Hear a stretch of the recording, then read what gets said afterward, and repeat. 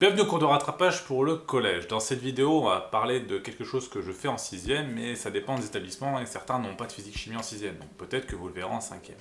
On va parler de quelque chose qui est très présent dans la nature et qui est même présent en nous, c'est l'eau. Les états de l'eau.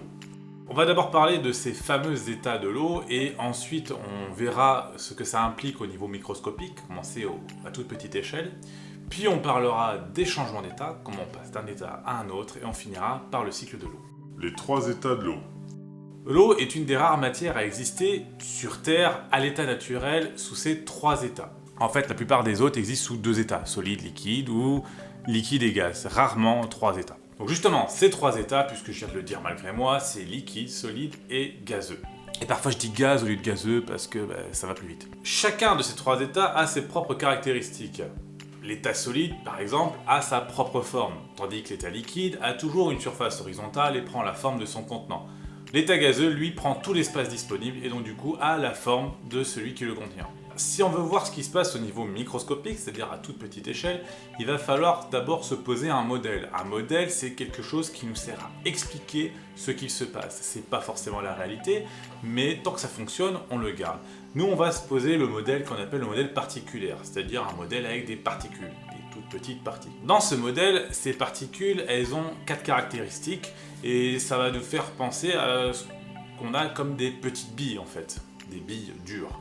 Donc, ces quatre caractéristiques pour ce modèle, c'est que les particules ne peuvent pas être coupées, ne peuvent pas être déformées, ne peuvent pas changer de taille, changer de dimension, et ne peuvent pas changer de masse, c'est-à-dire qu'elles ne peuvent pas devenir plus lourdes ou plus légères. Si on garde ce modèle à l'esprit là, eh bien évidemment, donc le solide c'est un état où en fait toutes ces particules sont collées les unes aux autres et ne bougent pas, et ne peuvent pas bouger d'ailleurs, ce qui fait qu'il garde la forme qu'il a depuis le départ. On va donc dire que l'état solide, c'est un état qui est ordonné et compact. À l'état liquide, les particules, elles, se touchent, mais peuvent bouger. C'est pour ça que l'eau peut couler, en fait. Et comme elles peuvent bouger et qu'elles se touchent, eh bien on va avoir un état qui est compact et désordonné. Et enfin, il nous reste l'état gazeux, qui est un petit peu tout le contraire de l'état solide, puisqu'ici, les particules ne se touchent pas et sont en mouvement complètement désordonné. On a donc un état qui est non compact, qu'on va appeler un état dispersé et désordonné.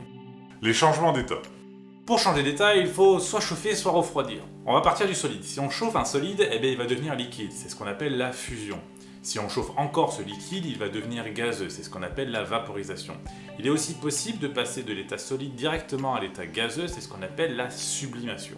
Magnifique. A l'inverse, si on refroidit, eh bien, on va pouvoir passer d'un état plus désordonné à un état plus ordonné. Par exemple, si on refroidit un gaz, eh bien, on va avoir un liquide, c'est ce qu'on appelle la liquéfaction.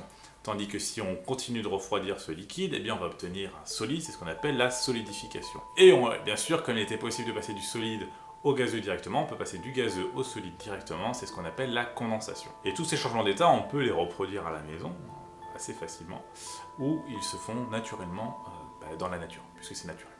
Le cycle de l'eau. Dans la nature, l'eau existe sous trois états, mais prend diverses formes. Par exemple, la neige, c'est de l'état solide, mais c'est la forme neige. Tandis qu'il y a aussi, les nuages, c'est de l'état liquide. La buée, c'est du liquide. Le liquide, c'est du liquide. Ou la glace, c'est du solide, etc., etc. Et en fait, l'eau dans la nature, elle va passer d'un état à un autre, et d'une forme à une autre. Ça va constituer tout ça un cycle complet. On va commencer très simple, l'eau dans les océans ou même sur les lacs et les rivières va s'évaporer sous l'action du soleil. Cette évaporation va nous faire passer de l'eau liquide à l'état gazeux et une fois que ça va arriver dans la haute atmosphère, ça va se liquéfier et devenir des nuages qui sont à l'état liquide. Ces nuages à l'état liquide vont être transportés par le vent. S'ils arrivent en haut d'une montagne, eh bien ça va faire tomber pas de l'eau liquide mais de l'eau solide, qu'on appelle de la neige, sur les montagnes. Cette neige va rester sur les montagnes tant qu'on est en hiver. Et puis au printemps, ça va se réchauffer, la neige, la glace va fondre, donner des rivières, des torrents, des ruisseaux, peu importe. Et tout ça va être ramené à l'océan sous sa forme liquide. Et ensuite, on va pouvoir redémarrer un nouveau cycle avec l'évaporation et ainsi de suite. Le Dorlo, dans 20-30 ans, il n'y en aura plus. Donc Donc voilà pour ce cours de rattrapage sur les 6e, c'est assez rapide hein, parce qu'on se voit pas beaucoup en 6e. Vous pouvez voir les autres vidéos du collège qui doivent être par ici, vous pouvez vous abonner par ici, vous avez des questions, n'hésitez pas, c'est dans les commentaires.